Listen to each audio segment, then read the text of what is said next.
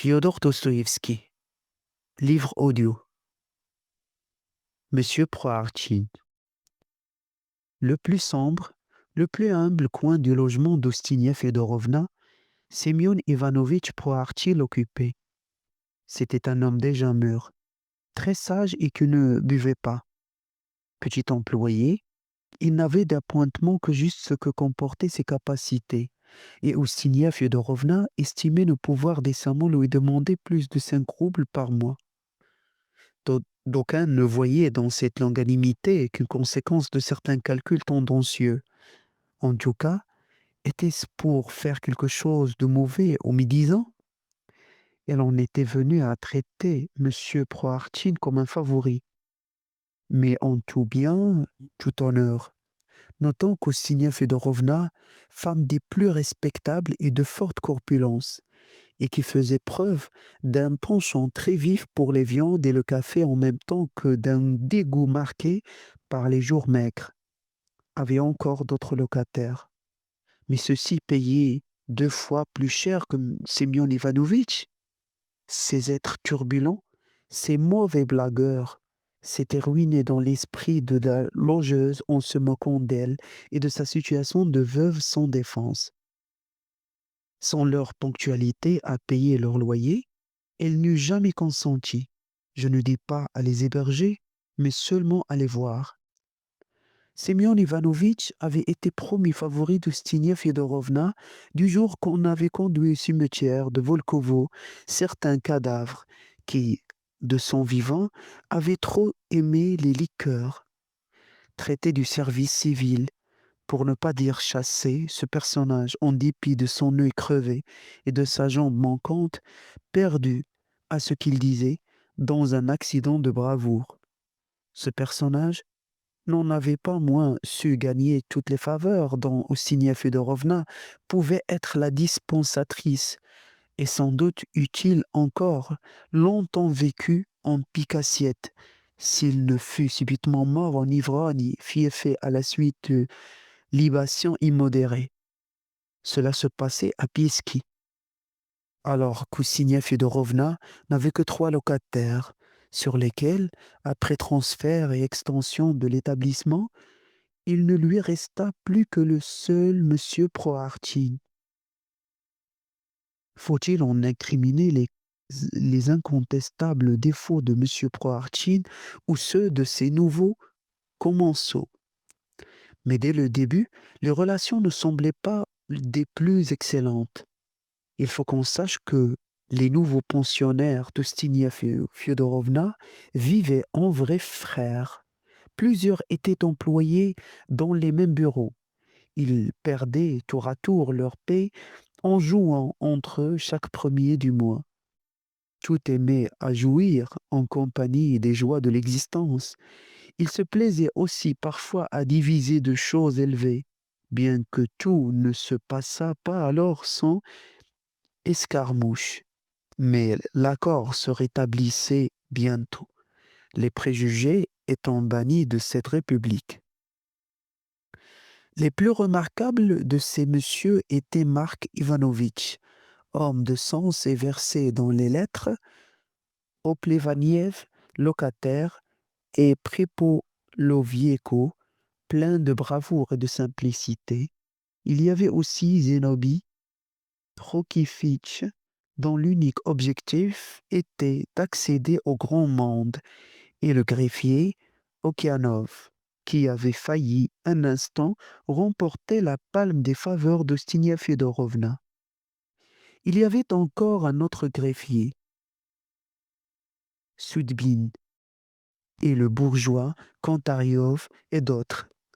Mais Semyon Ivanovitch, à ce qu'il semblait, n'avait point d'amis parmi eux.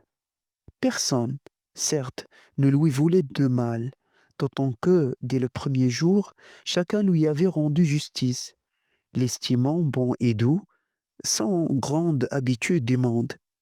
Mais de rapport très sûr, sans doute, il avait ses défauts, mais on pensait que le seul dont il pût éventuellement avoir à souffrir était son manque complet d'imagination.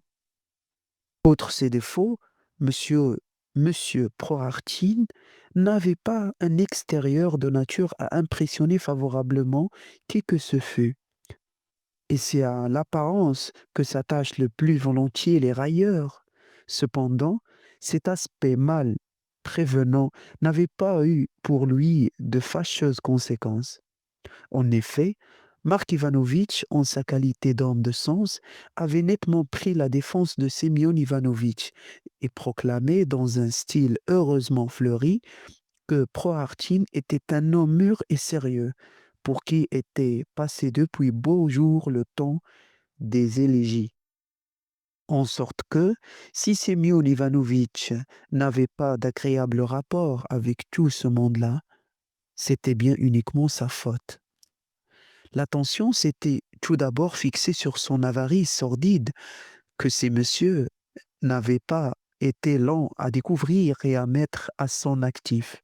Ainsi, il ne consentait pour rien au monde à prêter sa théière, fût-ce pour un instant, ce qui se légitimait d'autant moins qu'il ne buvait que fort peu de thé, le remplaçant volontiers par certaines tisanes délectables et composées d'herbes champêtres dont il avait toujours une ample provision. Son mode d'alimentation était, d'ailleurs, très particulier. Jamais il ne s'accordait la totalité du menu ordinaire d'Ostinia Ivan Fyodorovna. Le prix global en étant de 50 kopecks, Semyon Ivanovitch n'en consommait que la valeur de 25 kopecks qu'il se faisait servir par portion. Du schi avec un morceau de pâté ou un plat de viande, mais le plus souvent, il ne prenait ni schi ni viande, se contentant de manger son pain avec des oignons, ou du fromage blanc, ou des concombres au sel, ou tout autre comestible à bas prix, et ne se décidait à revenir au repas à demi-prix que s'il mourait de faim. Ici, le biographe avoue qu'il ne se fût jamais abandonné à des détails aussi insignifiants en apparence, à des détails aussi misérables et, disons-le, presque outrageants pour des lecteurs épris de style noble, si ces détails ne constituaient une particularité distinctive, un trait dominant du caractère de notre héros. En effet, M. Prohartin n'était point dénué de ressources. En effet, M. Prohartin n'était point dénué de ressources, comme il se plaisait à l'affirmer, jusqu'au point de ne pouvoir manger à sa faim.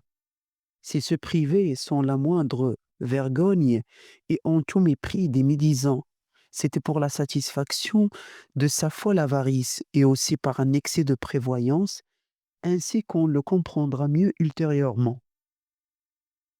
Mais nous nous ferions scrupule d'ennuyer nos lecteurs d'une revue détaillée de toutes les lubies de Semyon Ivanovitch, et non seulement nous renonçons à la description de son costume, si pittoresque et divertissante qu'elle eût pu nous paraître, mais il faut encore qu'Oustinia Fyodorovna en ait formellement témoigné pour que nous rapportions ceci.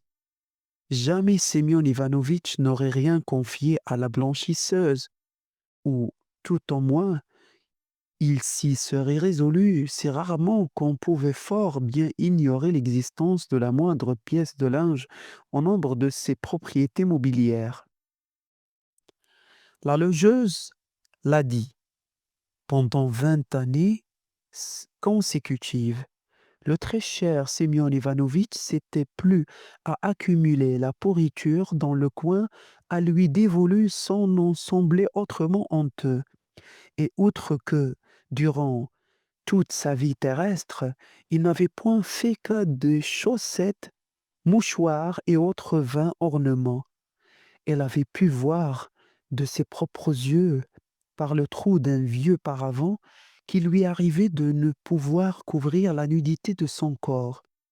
Ces bruits ne commencèrent à se répandre qu'après le trépas de Semyon Ivanovitch, car de son vivant, et c'était de là surtout que provenait sa mésintelligence avec les autres pensionnaires, il ne pouvait souffrir, en dépit des plus amicales relations qu'on se permit de venir fourrer le nez dans son coin sans en avoir, au préalable, sollicité l'autorisation. C'était un homme intraitable, concentré et inaccessible aux vains discours. Il n'admettait pas plus les conseils que les railleries et s'entendait à merveille arriver, sans clou, sans tarder, à qui s'en avisait. Donner des conseils polissants à un farceur de ton espèce ferait beaucoup mieux de s'occuper de soi-même, voilà. Il n'était pas fié et tutoyait volontiers tout le monde, ne supportant pas l'indiscrétion ni qu'averti de ses manies, on l'interrogea malicieusement sur le contenu de son coffret. Semyon Ivanovitch possédait un coffret, ce coffret placé sous son lit. Il le gardait comme la prunelle de ses yeux. Encore que chacun sut fort bien qu'il ne renfermait que quelques vieux chiffons, 2 ou 3 paires de souliers hors d'usage et toutes sortes de hardes et de vieilleries. Il y tenait fort et on l'avait même entendu annoncer son intention de se procurer un nouveau cadenas de fabrication allemande. Le jour qu'entraîné par son imbécilité, Zénobie Prokofitch avait mis cette idée indécente et grotesque que sans doute Simeon Ivanovitch dissimulait ses économies dans ce coffret, à l'intention de ses héritiers. Toute l'assistance resta atterrée devant les conséquences extraordinaires d'une sortie déplacée. Tout d'abord, M. Proharty ne sut trouver d'expression convenable pour rétorquer une insinuation aussi saugrenue. Un long instant s'écoula pendant lequel ne sortirent de sa bouche que des paroles dénuées de toute signification. On finit, non sans peine, par comprendre que Simeon Ivanovitch reprochait à Zénobie Prokofitch un acte déjà ancien mais sordide, puis qu'il prédisait à l'imprudent l'échec certain de toutes ses tentatives de pénétrer dans le grand monde, en même temps qu'une non moins certaine raclée de la part d'un tailleur auquel le dit Zénobie Prokofitch devait quelques argents. Au surplus, ce n'était qu'un gamin.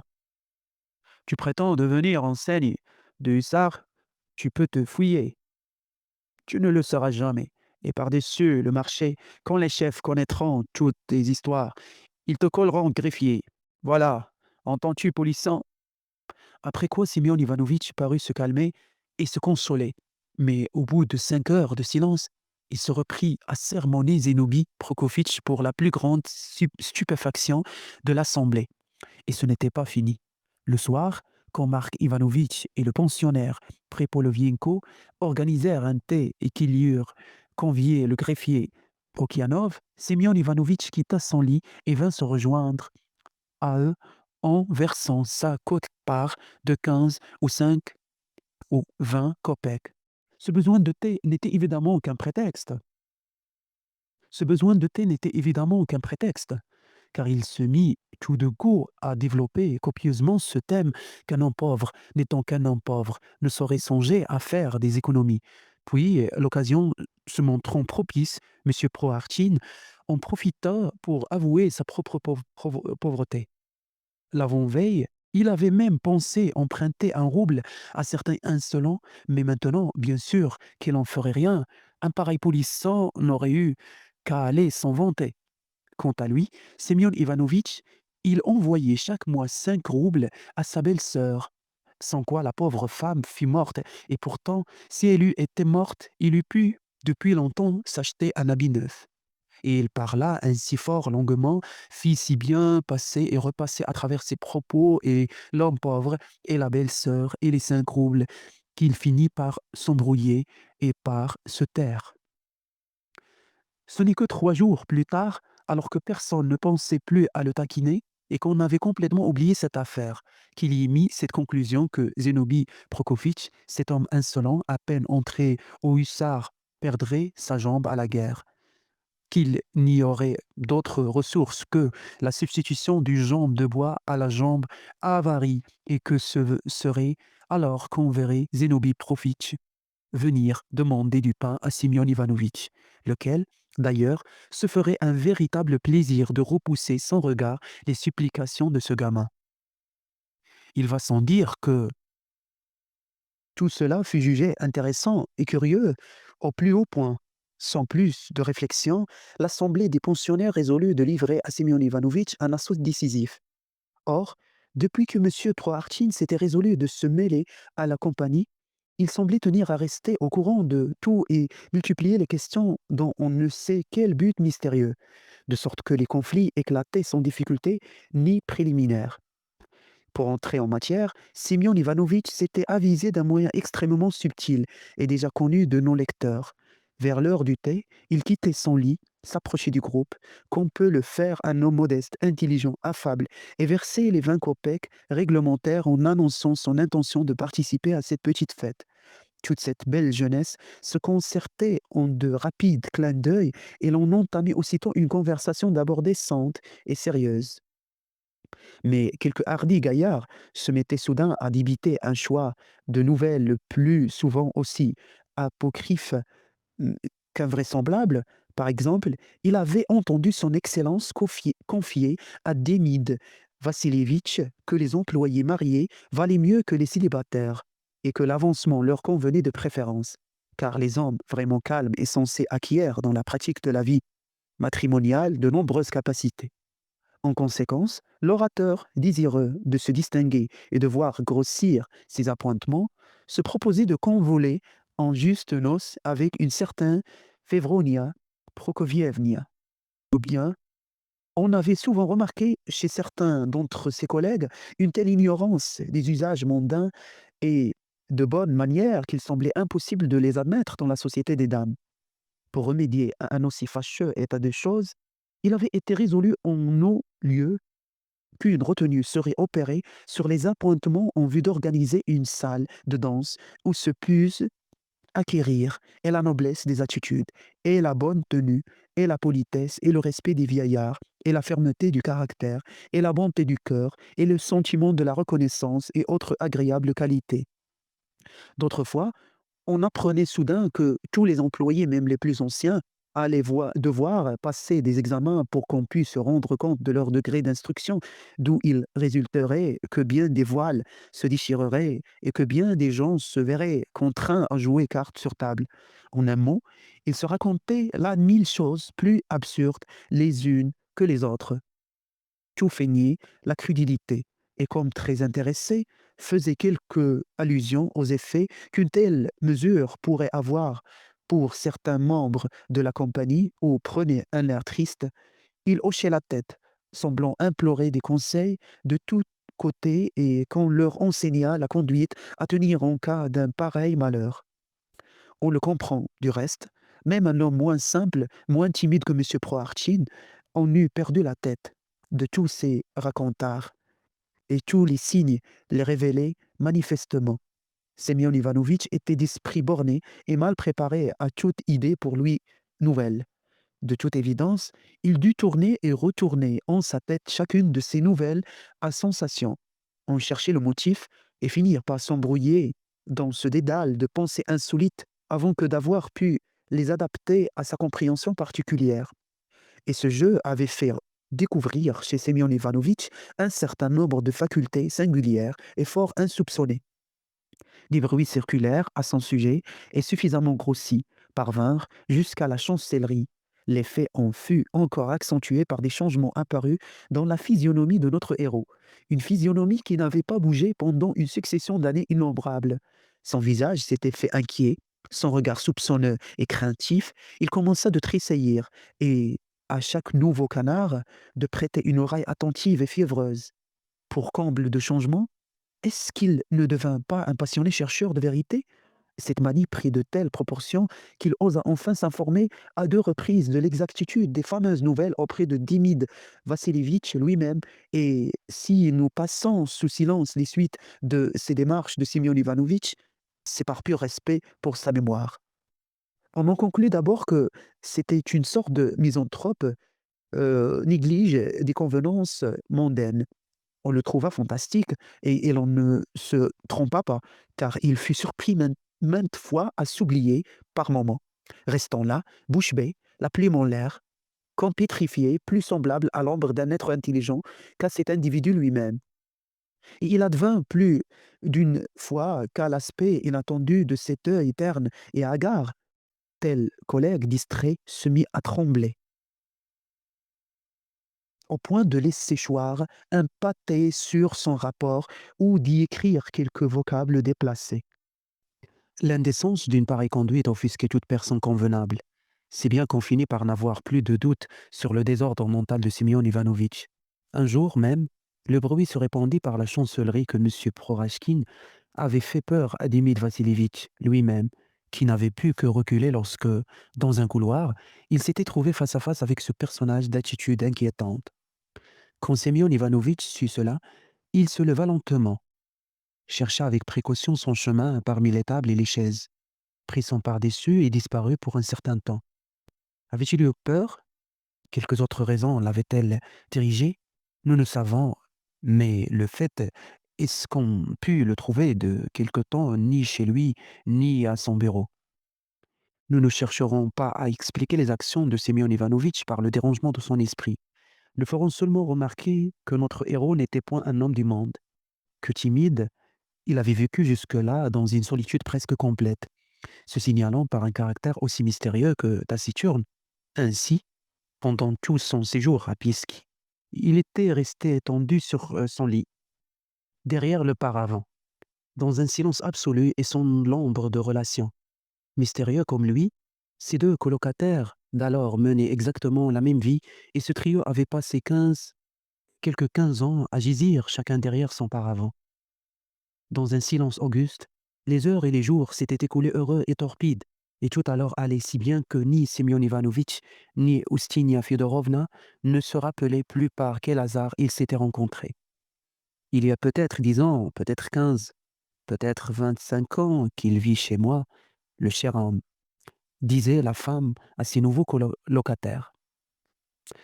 On jugera donc fort naturel que notre héros se soit trouvé quelque peu troublé et désagréablement au cours de cette dernière année parmi les jeunesses bruyantes, lui si sérieux, si réservé. La disparition de Simeon Ivanovitch provoqua un grand émoi dans la pension, d'abord parce qu'il était le favori et aussi parce que son passeport resté en garde chez la logeuse ne put se retrouver. Pendant 2 jours, Oustinia Fyodorovna répandit un torrent de larmes, suivant son habitude au moment critique. Pendant 2 jours entiers, elle s'en prit aux autres locataires, gémissant qu'on avait fait toutes les misères imaginables à son pensionnaire et qu'elle l'avait perdu à cause de ses moqueries. Le 3e jour, elle leur enjoignit à tous d'aller chercher l'égaré et de le lui ramener coûte que coûte, mort ou vivant. Vers le soir, on vit rentrer le premier, le greffier, Subdine, qui se déclara sur les traces du fuyard. Il l'avait vu au marché de Tulkouchi et d'ailleurs et ailleurs. Il l'avait suivi de très près mais n'avait osé lui parler. Même lorsqu'il s'était trouvé nez à nez avec lui à l'incendie de la ruelle de Krivois, une demi-heure plus tard arrivèrent Okianov et Kontariov, confirmant de point en point le rapport de Sudbin.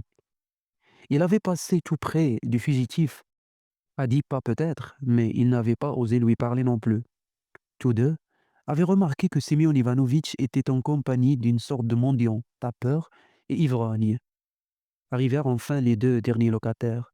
Quand ils eurent attentivement écouté tout ce qui précède, ils décidèrent que Proachkin ne pouvait pas être loin et qu'il ne tarderait pas à revenir. Ils savaient d'ailleurs depuis longtemps que Proachkin fréquentait ce mendiant, homme fort, peu recommandable, tapageur et sournois, qui avait dû le séduire au moyen de quelques ruses. Cet homme avait fait sa première apparition sous les auspices du camarade Remniov et avait passé quelques jours à la pension. Il avait prétendu souffrir pour la vérité. Auparavant, il aurait été fonctionnaire en province et se serait vu révoqué avec ses collègues après le passage d'un inspecteur. Venu à Saint-Pétersbourg, il s'était jeté aux pieds de Porfiri Griforeviev en implorant de lui une place dans quelques bureaux, place qu'il avait obtenue. Mais poursuivi par le mauvais sort, il s'était encore trouvé à pied par suite de la fermeture du bureau, qu'on avait plus tard réorganisé mais sans le reprendre au nombre des nouveaux employés. en raison de son incapacité administrative et aussi de sa capacité pour un tout autre genre d'occupation, sans parler de son amour de la vérité et des intrigues de ses ennemis. Après ce récit au cours duquel ce Zimoviekin avait plusieurs fois embrassé son ami Rémniov, homme morose à la barbe inculte. Il avait salué très bas chacun des assistants à tour de rôle, sans omettre la domestique, Avdotia, en les proclamant tous ses bienfaiteurs, puis s'avouait, en ce qui le concernait, un être indigne, lâche, important, tapageur et sot, et priait l'honorable société de ne pas lui en vouloir dans sa misère. Ayant obtenu la protection de ces messieurs, le sieur Semoviekin devint aussitôt gai, content, et se mit à baiser les mains d'Ostunia Fyodorovna en dépit des modestes protestations de celle-ci, déclarant que ses mains étaient grossières et nullement nobles. Il promit aussi pour le soir même de faire apprécier tous ses talents dans une danse de caractère. Mais le lendemain même, l'aventure reçut un dénouement lamentable, soit que Zimoviekin eût mis par trop de caractère dans sa danse, soit qu'il eût réellement déshonoré et outragé. Ostinia Fyodorovna, comme elle l'affirmait, elle qui connaissait Yaroslav Ilitch et qui eût pu depuis longtemps être l'épouse d'Ober-officier, en tout cas, Zimoviekin se vit contraint de déguerpir. Il s'en alla donc, revint, se fit à nouveau chasser ignominieusement, sut s'introduire dans les bonnes grâces de Simeon Ivanovitch, dont il s'attribua le meilleur pantalon, et reparut donc une fois de plus en qualité de séducteur de notre héros. L'hôtesse ne sut pas plutôt celui-ci sain et sauf, et la recherche du passeport devenait conséquemment inutile, qu'elle se calma instantanément et s'en fut se reposer. Cependant, quelques-uns des pensionnaires convinrent de faire au fugitif une réception triomphale. Sans scrupule d'en abîmer les charnières, ils éclatèrent le paravent du lit, qu'ils défirent quelque peu et au pied duquel ils placèrent le fameux coffret. Sur le lit même, ils entendirent la belle-sœur, poupée confectionnée à l'aide du châle de la logeuse, de son bonnet et de son manteau. Cela jouait une personne à s'y tromper. Cette besogne une fois menée à bien, ces messieurs attendirent impatiemment l'arrivée de Simeon Ivanovitch afin de lui annoncer que sa belle-sœur avait quitté sa province pour le venir voir et que cette femme infortunée n'avait eu d'autre ressource que de descendre derrière le paravent. On entendit longtemps. Mark Ivanovitch eut le temps de jouer et de perdre son salaire d'une quinzaine au bénéfice de Messieurs Prepolovienko et Kontaryov. Okianov eut tant de fois le nez battu de cartes en manière de pénitence que cet appendice en devint tout enflé et rougi. Ayant dormi tout son soûl, Avdotia allait se lever pour apporter du bois et chauffer le poêle. Quant à Zénobie Prokochitch, il se fit tremper comme une soupe à force d'aller constamment regarder dans la rue s'il ne verrait pas arriver Semyon Ivanovitch. Mais notre héros ne se montrait point, pas plus que son mendiant d'ami, de guerre lasse. Chacun finit par se coucher, mais en laissant toutefois la belle sœur derrière le paravent, ce n'est que vers 4 heures du matin qu'on entendit à la porte cochère un tapage formidable, à constituer déjà une digne récompense des efforts de ces messieurs pour ne pas dormir. C'était lui, lui-même, Semyon Ivanovitch, monsieur Prohartchin. Mais dans quel état? Ce fut un «Ah, général!» Une telle émotion qu'on ne pensa même plus à la belle-sœur. Le déserteur semblait sans connaissance. Il fut amené, ou mieux encore apporté sur les épaules par un cocher de nuit en guenilles, morfondu et transi, à la logeuse qui demandait où son pensionnaire avait bien pu se saouler de la sorte. Le cocher répondit: «Mais il n'est pas saoul.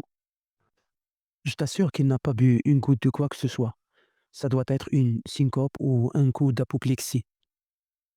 Pour plus de commodité, on adossa Simeon Ivanovitch au poêle et, l'ayant examiné, on reconnut qu'en effet, il n'y avait pas là d'ivresse, mais non plus d'apoplexie. Sans doute avait-il quelque chose, mais quoi?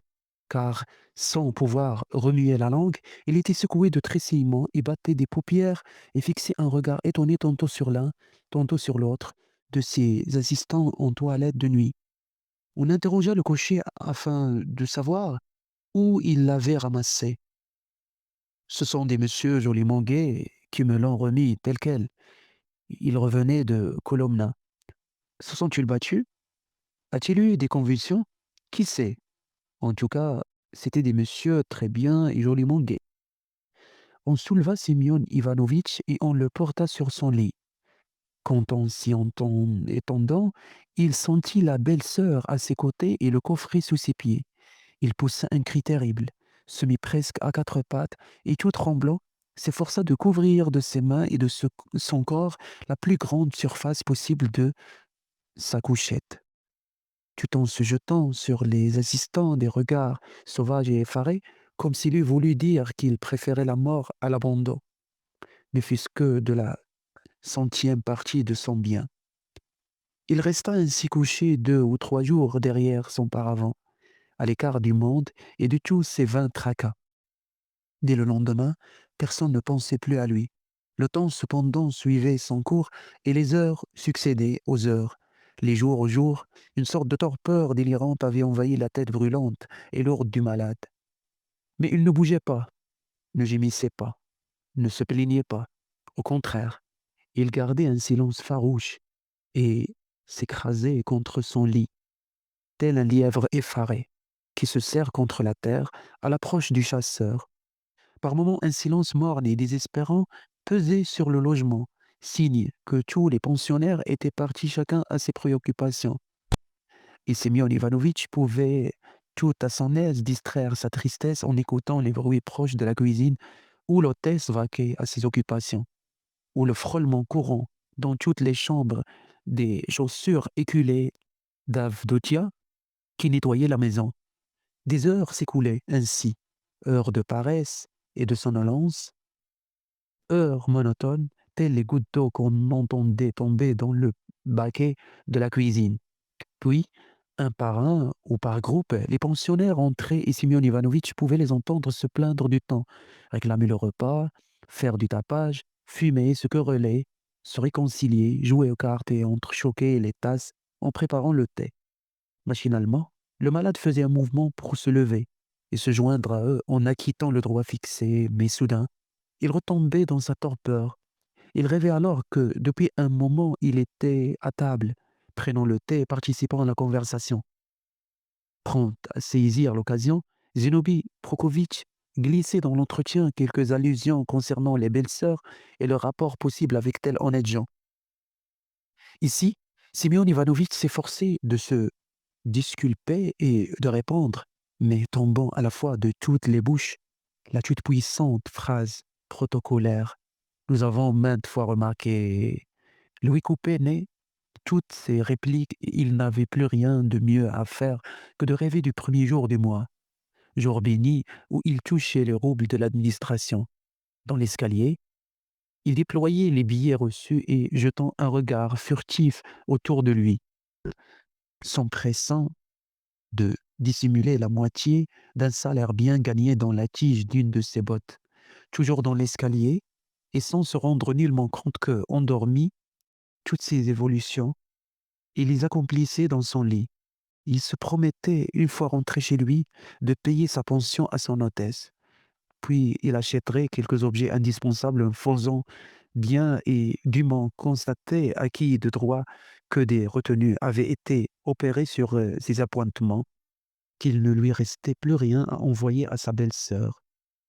Puis il la plaindrait comme il sied et 2 jours d'affilée, il ne parlerait plus que d'elle. Au bout d'une dizaine de jours, il reviendrait encore sur sa misère pour que les camarades en fussent bien plus pénétrés. Toutes ces décisions prises, il s'apercevait qu'André Yefimovitch, ce petit homme silencieux et chauve, que 3 pièces avaient séparé de lui au bureau pendant 20 ans sans qu'il eût entendu jamais une seule parole, était lui aussi dans l'escalier du bureau, à compter ses roubles pour déclarer en branlant la tête. C'est de l'argent. Et descendant l'escalier, il concluait tristement. Point d'argent. pas de nourriture sur le perron.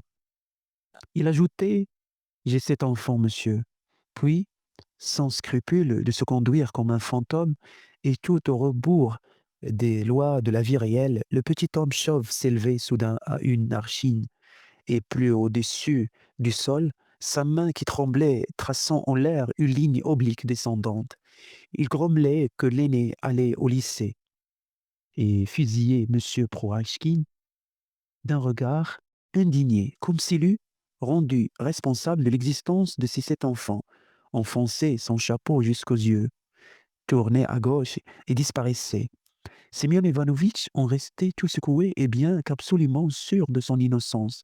Commençait à admettre que c'était de sa faute s'il y avait jusque 7 enfants en cette malheureuse maison. Pris de peur, il se mettait à courir car il lui semblait bien que, revenu sur ses pas, le petit homme chauve cherchait à le rattraper dans la formelle intention de le fouiller et de lui prendre son argent au nom de ce septin d'enfants. Écartant d'autorité et toute considération à ses belles-sœurs et à leurs relations possibles avec Semyon Ivanovitch. Et M. Prohachin courait, courait toujours à perdre haleine, tandis qu'à côté de lui couraient aussi quantité de gens, dont l'argent bruissait dans les poches de leurs gilets. Puis tout le monde courut, et les trompettes des pompiers sonnèrent, et des vagues humaines le portant presque sur leur crête. Il roula jusqu'au lieu de cet incendie auquel il avait assisté dernièrement en compagnie du tapeur. L'ivrogne, je veux dire monsieur Zimoviekin, l'y attendait. Il vint à la rencontre de Semyon Ivanovitch, s'empressa autour de lui, le prit par la main et le conduisit jusqu'au cœur compact de la foule. Comme alors, une tourbe houleuse s'agitait autour d'eux, obstruant le quai de la Fontanka, entre les 2 ponts ainsi que toutes les rues et ruelles avoisinantes. Comme alors, tous 2 se trouvaient repoussés, acculés dans un immense chantier de bois, tout rempli de curieux venus de la ville, du marché Tulkouchi, sortis des maisons et des cabarets d'alentour. Il revoyait tout cela aussi nettement que s'il y assistait en réalité et, au travers des tourbillons de la fièvre et du délire, d'étranges figures se mirent à lui passer devant les yeux. Il en reconnaissait quelques-unes. C'était ce monsieur d'aspect si imposant, haut d'une sagène, au moins avec une moustache d'une archine, et qui, pendant tout l'incendie, était resté campé derrière, son dos, le complimentant. Le complimentant quand notre héros, saisi d'une sorte de transport frénétique, s'était mis à trépigner comme pour applaudir aux prouesses des pompiers qu'il découvrait fort bien de sa place élevée. L'autre était ce grand gaillard qui, d'un coup de poignet, l'avait hissé sur ce mur, qu'il prétendait franchir en vue de je ne sais quel sauvetage. Il vit filer ensuite le visage du vieillard en teint terreux, vêtu d'une robe de chambre élimée, que signait quelque chose d'indéfinissable et qui, avant qu'éclata l'incendie, afin de chercher dans quelques épiceries des biscuits et du tabac pour son locataire, fondait maintenant la foule vers les logis en feu où brûlait sa femme, sa fille et 30 roubles et demi cachés sous un lit de plumes. Mais la forme la plus nette fut celle de cette pauvre femme dont il avait déjà plusieurs fois rêvé au cours de sa maladie et qu'il revoyait telle qu'elle était, en chaussures d'écorce, un bâton à la main et toute déguenillée, avec un sac tressé sur le dos. Elle braillait plus fort que les pompiers et que la foule ensemble, brandissait sa béquille et gesticulait en disant que ses propres enfants l'avaient chassée et que, du coup, elle avait perdu ses 2 pièces de 5 kopecks. Les enfants, les pièces, les enfants. Elle ne cessait d'entremêler ses paroles dans un galimatia incompréhensible et tout le monde avait fini par la laisser là, en désespoir de s'y reconnaître. Mais la veille, mais la vieille ne se calmait pas. Elle criait, hurlait, gesticulait, n'accordant aucune attention à l'incendie, ni à la foule, ni au malheur d'autrui, pas plus qu'aux étincelles et aux flamèches qui venaient tomber jusque-là. Finalement, M. Prohartchin sentait la peur le gagner. car il voyait clairement que tout cela n'était pas si simple et ne se passerait pas comme cela. En effet, tout près de lui, enveloppé d'un manteau déchiré, un paysan monté sur une pile de bois et les cheveux et la barbe roussis, il se mettait à ameuter la foule contre Semyon Ivanovitch. Et la foule continuait à s'appaisir, et le paysan de vociférer et pétrifié de terreur, monsieur Prohartchin se remémorait tout à coup que ce paysan n'était autre qu'un certain cocher de fiacre ignoblement volé par lui 5 ans plus tôt, lorsqu'il avait sauté de la voiture avant de l'avoir payé, pour disparaître en coup de vent par une maison à 2 issues. Ses talons bondissaient comme s'il avait couru sur une plaque de métal surchauffée. Monsieur Prohartchin voulut crier, parler, mais sa voix s'étrangelait dans sa gorge. Il sentait la pression de la foule furieuse qui l'enserrait. Tel un serpent multicolore, il étouffait. Dans un effort surhumain, il se réveillait, mais ce n'était que pour s'apercevoir qu'en son coin brûlait, avec son paravent et tout l'appartement. Oustinia Fyodorovna et ses locataires, son lit était en flammes, et aussi son oreiller, sa couverture, son coffre, et jusqu'à son précieux matelas. Semyon Ivanovitch sauta de son lit, s'empara du matelas et courut en le traînant derrière lui. C'est ainsi qu'il pénétra en chemise et pieds nus dans la chambre de son hôtesse, où il fut saisi, ligoté, ligoté et reporté derrière le paravent qui, soit dit en passant, ne brûlait pas du tout. C'est sa pauvre tête, en revanche, qui brûlait. On le recoucha. C'est sa pauvre tête, en revanche, qui brûlait. On le recoucha. Ainsi l'homme aux marionnettes déguenillé, mal rasé et morose range au fond d'une caisse le polichinelle qui s'est suffisamment démené, rosant tout le monde et vendant son âme au diable, jusqu'à une prochaine représentation. Le pantin interrompra son existence, couché dans le coffre en compagnie de ce même diable, du nègre, de Pierrot, de Colombine et de l'heureux amant de cette dernière, le commissaire de police. Toute la pension s'assembla autour du lit de Semyon Ivanovitch et resta là, faisant converger sur lui des regards curieux. Enfin, il reprit ses esprits et, par pudeur ou par quelques autres raisons, il se mit de toutes ses forces à tirer sur soi la couverture, sans doute afin de se cacher à tous ces yeux compatissants. Le premier, Mark Ivanovitch, rompit le silence et, en homme sensé, commença de dire doucement qu'il fallait se calmer, que c'était une chose mauvaise et honteuse d'être ainsi malade, que c'était bon pour les enfants, qu'il fallait se guérir et reprendre le service. Il termina même par une petite plaisanterie, disant que les appointements des employés malades n'étaient pas encore fixés et que, comme on ne leur donnait pas non plus d'avancement, une telle situation, suivant lui, ne pouvait porter d'appréciables profits. Bref, tout le monde prenait une part évidente à la souffrance de Semyon Ivanovitch et le plaignait. Mais avec le plus incompréhensible ingratitude, celui-ci s'obstina à rester au lit, à se taire et à tirer sa couverture. Pourtant, Mark Ivanovitch ne se tint pas pour battu et, se contenant, prononça quelques douces paroles, car on doit des ménagements aux malades. Mais Semyon Ivanovitch ne voulait toujours rien entendre. D'un air méfiant, il grommelait on ne sait quoi entre ses dents et soudain il se mit à rouler de droite à gauche, des yeux furieux qui eussent voulu pouvoir réduire à eux seuls toute l'assistance en poussière.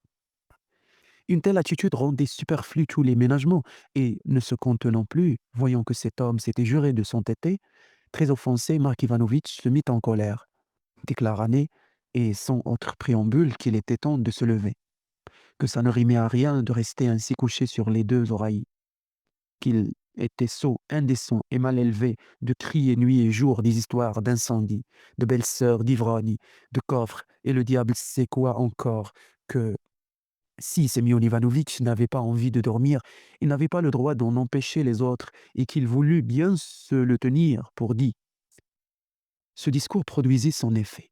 Semyon Ivanovitch se tourna tout de goût vers l'orateur et lui déclara non sans fermeté, quoique d'une voix faible et enrouée. Toi, polisson, tais-toi, je n'ai qu'un méchant bavard. Te prends-tu donc pour un prince, hein? Là-dessus, Mark Ivanovitch s'emportait quand il se ressouvint d'avoir affaire à un malade, se calma et voulut lui faire honte. Derechef, Semyon Ivanovitch riposta, affirmant qu'il ne tolérerait aucune plaisanterie à son égard, fût-ce de la part d'un faiseur de vers comme Mark Ivanovitch. Un silence s'ensuit. Enfin, revenu de son étonnement, Mark Ivanovitch déclara d'un ton ferme, et non sans éloquence, que Semyon Ivanovitch devait se savoir en bonne société, qu'il ne devait point ignorer comment on se conduit entre gens du monde. À l'occasion, Mark Ivanovitch cultivait le genre oratoire et aimait imposer à ses auditeurs. Au contraire, et sans doute, de par sa longue pratique du silence, Semyon Ivanovitch avait le geste et la parole bref. Et s'il lui arrivait de s'engager dans quelques trop longues périodes, un mot en déclenchait un autre, cet autre un troisième, et ainsi de suite, de sorte qu'en ayant bientôt la bouche pleine, il ne les émettait plus que dans le plus pittoresque désordre. C'est pourquoi, en dépit de toute sa sagesse, il lui arrivait de lâcher des bêtises. Il répondit: Tu mens, tu n'es qu'un menteur, mais tu finiras par prendre ton sac et t'en aller mendier. Tu n'es qu'un libre penseur, un va-nu-pied. Voilà pour toi, où est taillant. Semyon Ivanovitch, vous continuez à divaguer. Sais-tu, répondit le malade, un sot divague, un chien divague, et le sage emploie son intelligence. Tu ne connais rien à rien. Va-nu-pied, savant que tu es livre imprimé. Un jour, tu prendras feu, et tu ne t'apercevras même pas que ta tête brûle. Comprends-tu, l'apologue? Eh bien, mais, c'est-à-dire, qu'est-ce que vous dites? Que ma tête brûlera? D'ailleurs, Mark Ivanovitch n'acheva pas. Tout le monde voyait bien que Semyon Ivanovitch n'avait pas repris son équilibre mental et qu'il divaguait. Mais la logeuse ne put se tenir de rappeler incidemment qu'il y avait une fille chauve qui avait mis le feu à une maison de la ruelle Crivois en allumant une bougie et en communiquant le feu au garde-manger.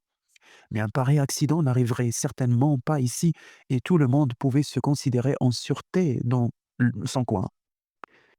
Voyons, Semyon Ivanovitch, s'exclama hors de lui Zénobie Prokofitch, interrompant l'hôtesse. Semyon Ivanovitch, pour qui vous prenez-vous donc?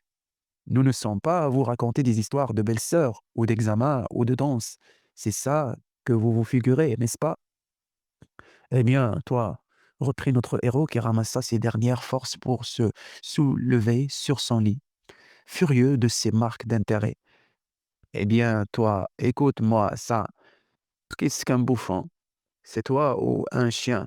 Mais je ne dirai pas de bêtises pour te faire plaisir. Entends-tu, polisson? Je ne suis pas ton domestique, monsieur. Semyon Ivanovitch voulut encore dire quelque chose, mais à bout de force, il retomba sur son lit. Tous restèrent là, bouche bée, devinant où en était maintenant leur commensal et ne sachant trop que faire pour lui porter secours. Soudain, la porte de la cuisine grinça, s'entr'ouvrit, et l'on vit passer une tête, celle de cet ivrogne, ami de Prohartchin, le sieur Zimoviekin. Une tête qui examina timidement les locaux, à son habitude. On eût dit qu'on l'attendait. Tout le monde lui fit signe d'approcher au plus vite. Enchanté et sans même ôter son par-dessus, il s'approcha du lit. Sans aucun doute, Zimoviekin avait traversé la soirée des moments difficiles. Le côté droit de son visage disparaissait sous un pansement. Ses paupières tuméfiées se trompaient du pu épanché par ses yeux, et de sa redingote, de tout son costume en loques, la partie gauche se trouvait enduite dans on ne savait quel sale bout. Il portait sous le bras un violon qu'évidemment il allait vendre. On n'avait pas eu tort de l'appeler à la rescousse, car dès qu'il sut de quoi il retournait, il s'adressa à Semyon Ivanovitch d'un air de supériorité consciente, comme un homme qui connaît le bouton à pousser. Voyons, Sinka, s'écria-t-il, lève-toi. Voyons, Sinka, Prohartchin le sage, rends-toi à la raison. Si tu t'obstines, je te jette hors du lit. T'obstines pas, veux-tu? La brève énergie de ce discours ne laissa pas d'étonner les assistants, mais ils s'étonnèrent encore bien plus en constatant que ses paroles et l'aspect du personnage impressionné, effrayé Proarchin, à un tel point que c'est à peine s'il put se décider à murmurer entre ses dents l'indispensable anathème. Toi, malheureux, va-t'en, tu n'es qu'un misérable, un voleur. Entends-tu, propre à rien, beau prince, un voleur. Non, frère, riposta Zimoviekin, sans perdre un gain de son sang-froid. Sage Proarchin, tu n'agis pas comme il faut. Et, jetant autour de lui un regard satisfait, il poursuivit. Et puis, pas d'histoire, n'est-ce pas? Je te conseille de céder si tu veux pas que je te démasque, que je raconte tout, entends-tu? Semyon Ivanovitch sembla vivement frappé de ces paroles. Il tressaillit et se mit à promener autour de lui des regards effarés. Enchanté de son effet, M. Zimovikin allait continuer quand Mark Ivanovitch devança sans zèle. Et voyant Semyon Ivanovitch un peu remis, il lui fit observer que la culture de semblables conceptions était, pour le moment, non seulement inutile, mais encore nuisible. Non seulement nuisible, mais absolument immorale, que c'était faire tort aux autres et leur donner le plus funeste exemple. Tous attendaient le meilleur résultat de cette homélie, d'autant plus que Semyon Ivanovitch, tout à fait calme maintenant, et répondit avec modération.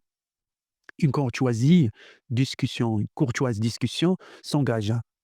Avec un fraternel intérêt, on s'enquérait auprès de Semyon Ivanovitch de ce qui avait pu l'effrayer pareillement. Il répondit, mais fort évasivement. On insista, il répliqua. Chacun des deux partis reprit encore une fois la parole et puis tout le monde s'en mêla.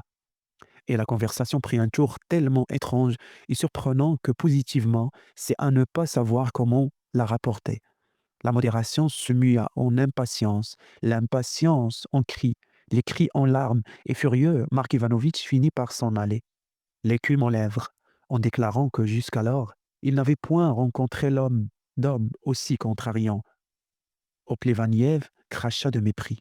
Okeanov parut effrayé. Zénobie Prokovitch pleura et Oustinia Fyodorovna répondit un ruisseau de larmes, gémissant que c'en était fini de son locataire, qu'il avait perdu la raison et allait mourir si jeune, sans passeport, qu'elle était orpheline et que, bien sûr, on le menait à l'abîme.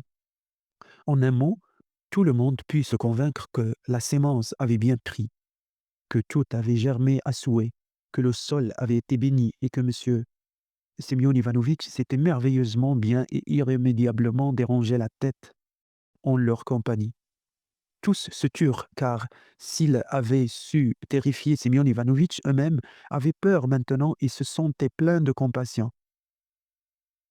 Comment s'écria Mark Ivanovitch. Mais que craignez-vous donc? Quelle mouche vous pique? Qui diable pense à vous seulement?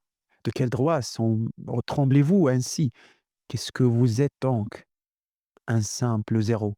Monsieur, moins qu'une pelure d'orange, voilà ce que vous êtes. Y a-t-il là de quoi se frapper? Si une femme est écrasée dans la rue, allez-vous vous imaginer que vous devez l'être aussi? Et si une maison brûle, pensez-vous que votre tête doive brûler aussi, hein? Eh bien, voyons, monsieur, quoi donc? Tu, tu, tu es bête, marmottait Semyon Ivanovitch. On te mangera le nez, tu le mangeras toi-même, avec du pain sans seulement t'en apercevoir. Bête, bête, vociférait Mark Ivanovitch, n'en pouvant croire ses oreilles. Soit, mettons que je suis bête, mais est-ce que j'ai des examens à passer, à me marier, à apprendre la danse? Est-ce que la terre va me manquer? Quoi, petit père, vous n'avez pas assez de place? Le plancher va-t-il s'effondrer sous vous? Oui, oui, on te demandera ton avis. On la fermera, voilà tout. Voilà tout, voilà tout. Qu'est-ce qu'on fermera? Qu'est-ce que c'est encore que cette histoire-là, hein? Ça n'empêche pas que l'ivrogne, on l'a renvoyé. Pas on l'a renvoyé, mais c'est un ivrogne, tandis que vous ou moi, nous sommes des hommes convenables. Convenable. Bon, et pourtant, il est toujours là. Toujours? Qui ça, elle? Mais la chancellerie. Bien sûr, estropié de cervelle. On en a besoin de la chancellerie. On en a besoin On en a besoin toujours aujourd'hui, demain et puis après-demain, il peut très bien arriver qu'on n'en ait plus besoin. C'est toujours la même histoire. Mais alors, on vous payerait d'un coup vos appointements de toute l'année et Thomas, car vous êtes, Thomas, l'incrédulité en personne et en considération de vos services anciens, on vous placerait dans une autre administration. Mes appointements, je serais bien obligé de les manger. Des voleurs m'en prendront et puis, j'ai une belle-sœur, entends-tu? Une belle-sœur, tête de bois. Une belle-sœur? Alors, es-tu un homme? Un homme, oui, je suis un homme et toi? Tout savant que tu es un imbécile, une tête de bois. Voilà ce que tu es. Je n'ai pas besoin de répondre à tes boniments. Il vient un moment où toute place se supprime. Dimit Vassilevitch, entends-tu? Dimit Vassilevitch l'a bien dit aussi. Ah, Dimid, mais parfaitement, et on se trouve tout bonnement sans place. Essaie donc de répondre à ça. Allons donc, vous nous racontez des blagues, à moins que vous n'ayez attrapé un coup de marteau. Tout simplement, pas de fausse honte. Dites-le si c'est vrai, hein, mon petit père. Vous avez perdu la tête? Ah, il a la tête perdue, il est fou, s'écria en ne s'étordant les mains de désespoir. La logeuse dut saisir Mark Ivanovitch à bras le corps de crainte qu'il ne mît Semyon Ivanovitch en pièces. Cinqa, au cœur si tendre, Cinqa le sage, suppliait Semyon Ivanovitch.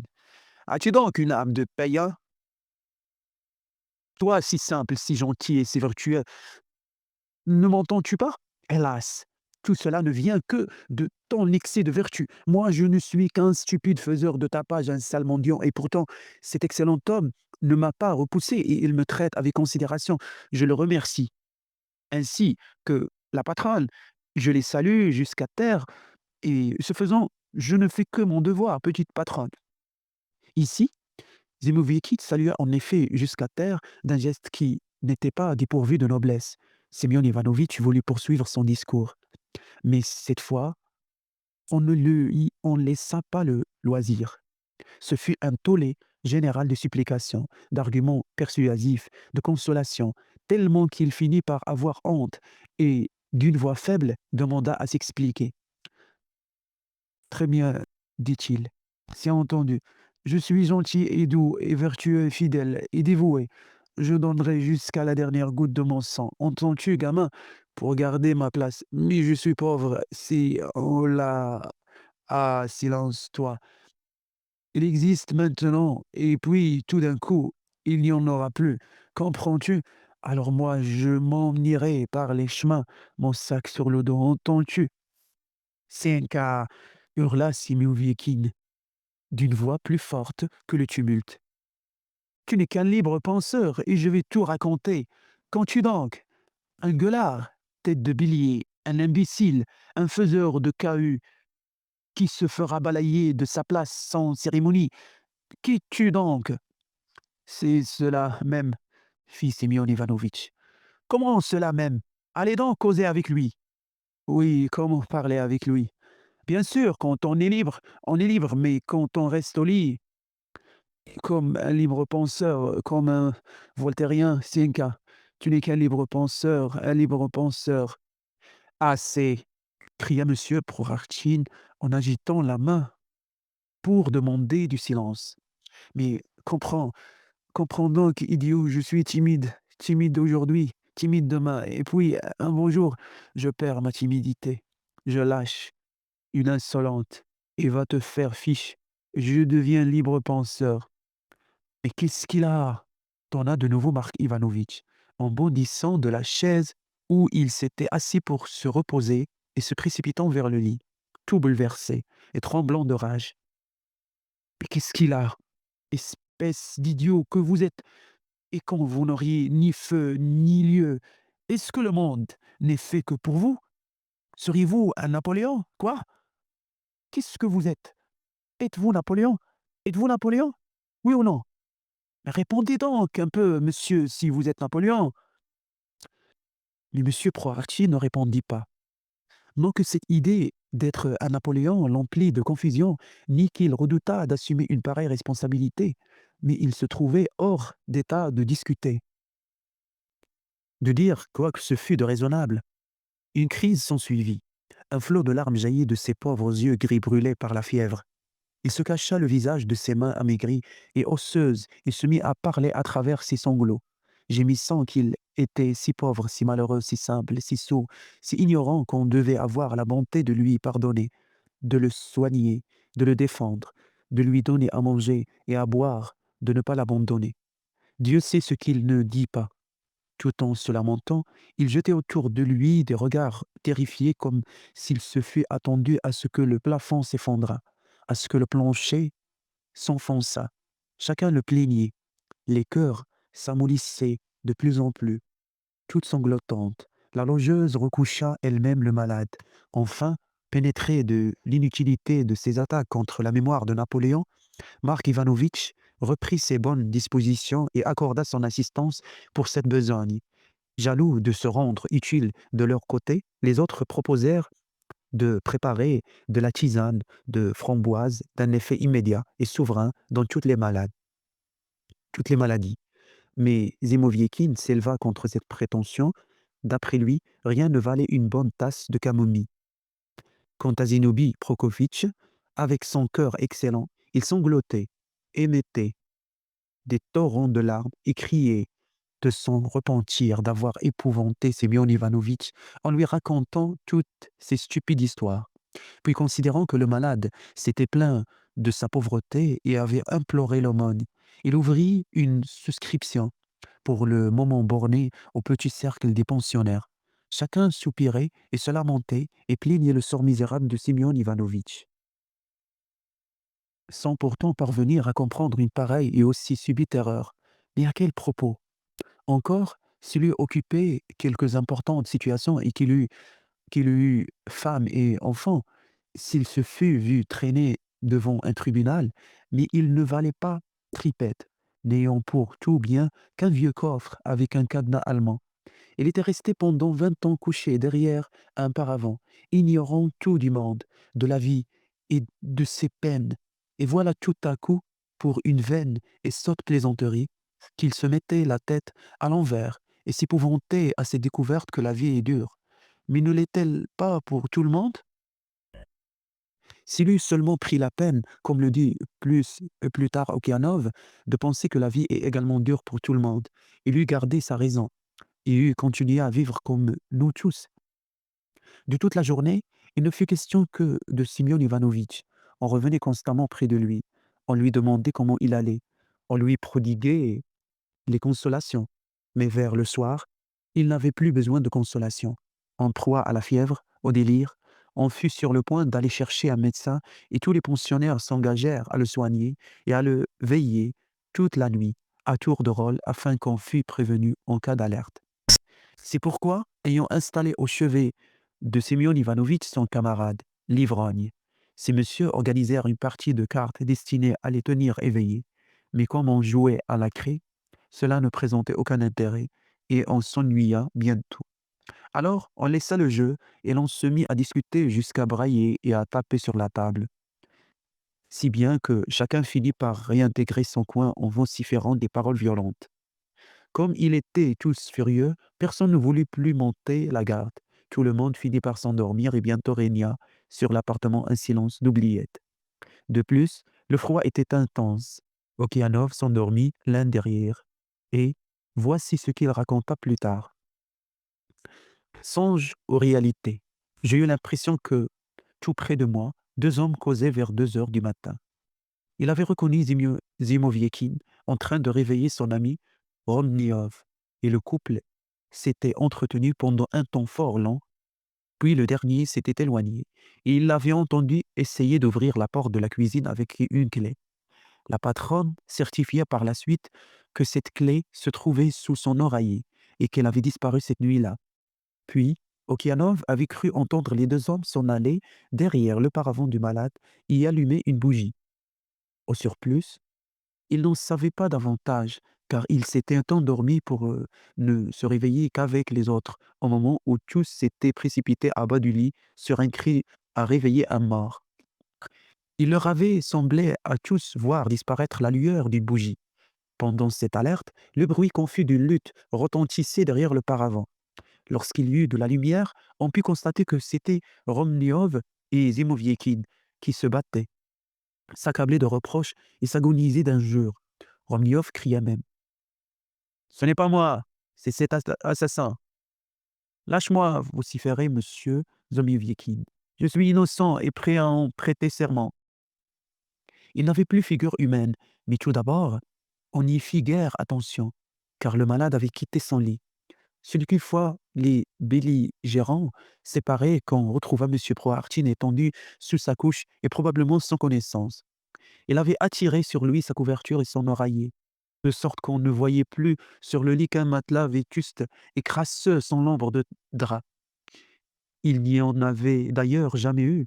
On retira Simeon Ivanovitch de sa position inférieure et on le recoucha sur le matelas, mais on s'aperçut tout aussitôt que tout serait inutile et que c'en était fait de lui.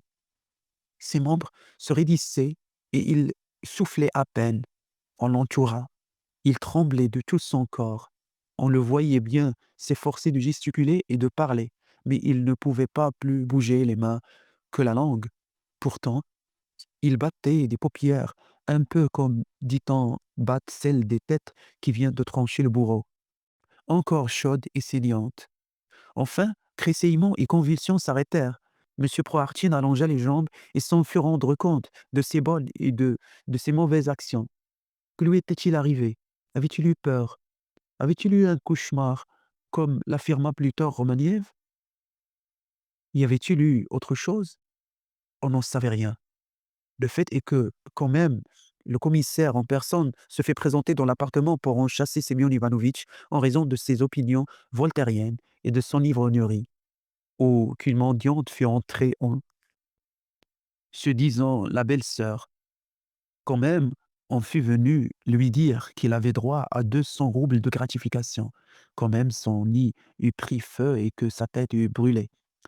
Il est probable qu'il n'eût pas bougé un doigt, mais pendant que se dissipait le premier saisissement, que les assistants recouvraient peu à peu le don de la parole et commençaient à mettre sur pied leur hypothèse, Kostinja Fyodorovna fouillait fébrilement sous l'oreiller, sous le matelas et jusque dans les bottes du défunt, et qu'on faisait subir un interrogatoire sommaire à Romniov et Zimoviekin, le locataire Okianov, jusque-là le plus borné, le plus timide et le moins ardent, recouvrait soudain, avec toute sa présence d'esprit, l'universalité de ses talents et de ses dons naturels, saisissait son chapeau et s'esquivait.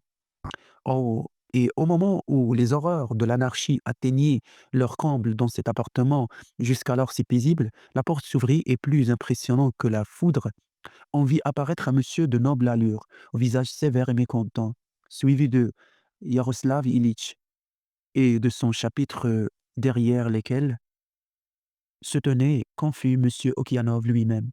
Le monsieur à l'air noble et sévère marcha droit au lit sur lequel reposait Simeon Ivanovitch. Le tata fit une grimace, haussa les épaules et déclara que c'était couru, que l'homme était mort, en rappelant toutefois que le même accident était arrivé ces jours derniers à un monsieur des plus honorables et d'une haute taille, à qui il avait pris comme ça l'idée de trépasser. Alors, il s'éloignait du lit, dit qu'on l'avait dérangé pour rien et sortit. Yaroslav Ilitch prit tout aussitôt sa place, Remniov et Zimoviekin se trouvant remis aux mains de qui de droit. Le commissaire posa quelques questions, s'empara fort adroitement du coffre que la logeuse se préparait à rouvrir, remit les bottes à leur place en faisant observer qu'elles étaient toutes trouées et hors d'usage, se fit remettre l'oreiller, appela Okianov, demanda la clé du coffre qui se retrouva, comme par hasard, dans la poche de l'ivrogne Zimoviekin et ouvrit le réceptacle des trésors de Simeon Ivanovitch. Rien n'y manquait. Il y avait bien là 2 torchons, une paire de chaussettes, la moitié d'un mouchoir, un vieux chapeau, plusieurs boutons, de vieilles semelles et des tiges de bottes En un mot, toutes sortes de loques empestant le moisi. Il n'y avait guère de bon que le cadenas allemand. Sévèrement interpellé, Okianov se déclara tout prêt à prêter serment. L'oreiller fut examiné. Il n'offrait d'autres particularités que sa malpropreté singulière. Mais sous les autres rapports, il était tout pareil à n'importe quel autre oreiller. On s'en prit alors au matelas, on commença à le soulever et on s'arrêtait pour réfléchir un instant quand un objet tomba lourdement sur le sol avec un bruit métallique. On le ramassa, on le tâta, et l'on reconnut que c'était là un rouleau d'une dizaine de roubles. Hé, hé, hé, fit Yaroslav Ilitch en désignant l'endroit où le matelas était percé et par où passait le crin et le coton dont il était farci. On y regarda de plus près et on vit que la déchirure, longue d'une demi-archine, avait été faite tout récemment avec un couteau qu'on découvrit dans le matelas en introduisant la main et qui n'était autre que le couteau de cuisine de la logeuse. Yaroslav Ilitch n'avait pas encore fini de prononcer un mot, un nouveau «Hé, hé» que tomba un second rouleau suivi de quelques pièces de monnaie de différentes valeurs. Le tout fut immédiatement saisi. Alors, on estima bon d'ouvrir le matelas et on demanda des ciseaux. Un bout de bougie, tout coulant, éclairait là un tableau fort intéressant pour un observateur. Une dizaine de locataires étaient groupés autour du lit dans les plus pittoresques costumes. Tout ébouriffé, non rasé, non débarbouillé, et tout bouffi de sommeil. Les uns étaient fort pâles, les autres ruisselaient de sueur, les uns tremblaient de fièvre, les autres étaient secoués de frissons, absolument hébétés. L'horlogeuse se tenait là timide, les bras croisés dans l'attente du bon plaisir de Yaroslav Ilitch, tandis que, du haut du poêle, la servante Avdotia et la chatte favorite de la patronne contemplaient d'un air de curiosité effarée cette scène circonscrite par le paravent désemparé. Le coffre éventré révélait le mystère dégoûtant de ses entrailles. La couverture et l'oreiller traînaient à terre sous le rembourrage arraché du matelas. Enfin, on vit étinceler sur la table boiteuse un amoncellement de pièces d'argent et d'autres monnaies. Simeon Ivanovitch conservait son calme, tranquillement allongé sur son lit, sans paraître pressentir sa ruine. Au moment qu'on apporta les ciseaux et que, jaloux de faire du zèle, un sous-ordre de Yaroslav Ilitch tira quelque peu brusquement sur le matelas pour le dégager plus vite, de dessous son propriétaire. Semyon Ivanovitch, très poliment, commença de faire place en roulant sur le flanc, de manière à tourner le dos au spectateur. Au second coup, il se tourna sur le ventre. Puis, il roula encore, et comme il manquait une planche au chalit, on le vit subitement plonger la tête en bas, n'offrant plus au regard que deux pieds osseux, maigres et bleuis, tout pareil à des branches d'arbres calcinés, comme c'était pour ce matin-là le deuxième plongeon de M. Prohartchin dans cette direction. Un soupçon s'éleva et sous la conduite de Zinobi Prokofitch, quelques locataires grimpèrent sur le lit afin de voir s'il n'était point par là quelque chose de caché. Mais ces prospecteurs se cognèrent inutilement le front au mur et sur l'injonction assez brève de Yaroslav Ilitch, les invitant à dégager immédiatement le lieu de ces constatations. Deux plus raisonnables saisirent chacun une jambe, tirèrent à eux ce capitaliste inopiné et le posèrent une fois sur le lit. Cependant, les poignées de crin et de coton continuaient à voler de tous côtés et l'argent formait des monceaux toujours croissants. On avait extrait du matelas de nobles roubles, pesants et épais, des roubles et demi, des pièces de 50 kopecks et des pièces plébéines de 25 kopecks, du menu fretin de vieilles femmes, c'est-à-dire des pièces de 10 et de 5 kopecks en argent. Chaque espèce était soigneusement enveloppée de papier et rangée selon un ordre méthodique et bien établi. Il y avait même des pièces rares, deux jetons, un Napoléon, une monnaie inconnue, et rarissime sans doute. Quelques-uns de ces roubles remontaient à des temps anciens, monnaie usée et assurée de l'époque d'Élisabeth, de Pierre le Grand, de Catherine, thalers crucifères allemands, On y trouvait également des monnaies devenues à présent très rares, des pièces d'argent de 15 kopecks trouées pour servir de boucles d'oreilles et complètement usées, des pièces de cuivre couvertes de verre de gris. On vit apparaître un billet de banque rouge. Il n'en existait plus. Enfin, lorsque prit fin cet examen d'anatomie et lorsque, ayant secoué la fourre du matelas, on fut certain que plus aucune monnaie, n'y s'en est plus. On posa tout l'argent sur la table et on se mit en devoir de le compter. À première vue, on était porté à s'imaginer qu'il y en avait là pour 1 million. Cependant, bien qu'il y en eût loin d'1 million, la somme était encore considérable. En tout, 2497 roubles 50 kopecks. Donc, si la souscription proposée la veille par Zénobie Prokofitch s'était réalisée, il eût pu avoir 2500 roubles. L'argent fut empaqueté.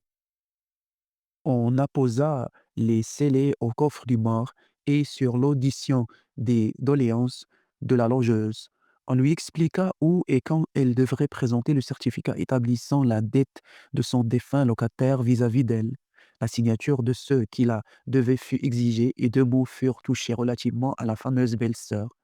Mais il devint tout de suite évident que cette belle-sœur n'était qu'un mythe, produit de l'insuffisante imagination si souvent reprochée au pauvre Prohartchin, et l'on en abandonna toute idée comme fort inutile et de nature à nuire au bon renom de M. Prohartchin. La première émotion passée, quand on sut ce qu'était le défunt, tous devinrent silencieux et se prirent à échanger des regards de défiance, prenant à cœur la façon d'agir de Semyon Ivanovitch. Certains s'en sentirent profondément croisés. Une pareille fortune. Comment cet homme avait-il pu amasser une autre forte somme? Très maître de soi, Mark Ivanovitch entreprit d'expliquer pourquoi Semyon Ivanovitch était soudain tombé dans cette maladie de frayeur. Mais on ne l'écoutait plus. Zénobie Prokofitch devint pensif. Okianov but un tantinet. Les autres se passèrent sur eux-mêmes et le petit Kantaryov, que distinguait un nez en bec de moineau, déménagea le soir même après avoir soigneusement collé et ficelé ses paquets en expliquant d'un ton froid au questionneur que les temps étaient durs et les loyers de cette maison fort élevés. Quant à la logeuse, elle pleurait sans discontinuer, maudissant ce Semyon Ivanovitch qui n'avait pas craint de faire tort à une pauvre orpheline. Quelqu'un ayant demandé à Mark Ivanovitch pourquoi, à son sens, le défunt ne mettait pas son argent en quelque banque, il répondit: «Que voulez-vous? C'était un simple d'esprit. Il manquait d'imagination. Et vous, petite mère, vous n'étiez pas moins simple?» interjecta Okianov. «Pendant 20 ans, cet homme que je tabats une seule chiquenaude est resté chez vous et vous n'avez pas trouvé le temps de... petite mère!» «Oh, que dis-tu?» riposta la logeuse à celui qui avait interpellé Mark Ivanovitch, feignant de ne pas entendre les paroles tendancieuses de Kianov. «À quoi bon la banque? Il n'avait qu'à m'en apporter une bonne poignée et à me dire: "Tiens, jeune Ostiniouchka, voilà pour toi et nourris-moi jusqu'à la fin de mes jours." Je te jure sur les saintes icônes que je l'aurais nourri, que je l'aurais soigné. Ah, le menteur, il m'a bien trompé, une pauvre orpheline. Maintenant convenablement couché, vêtu de son meilleur et d'ailleurs unique habit et son menton raidi, son busquet derrière la cravate mal mise. On l'avait lavé, peigné, mais non pas rasé parce qu'on n'avait pu trouver de rasoir dans l'appartement. Il y en avait bien eu un, propriété de Zénobie Prokofitch, mais complètement émoussé, il avait été vendu avantageusement au marché de Tolkouchi. Et depuis ce jour, les locataires allaient tous se faire barbifier chez le coiffeur.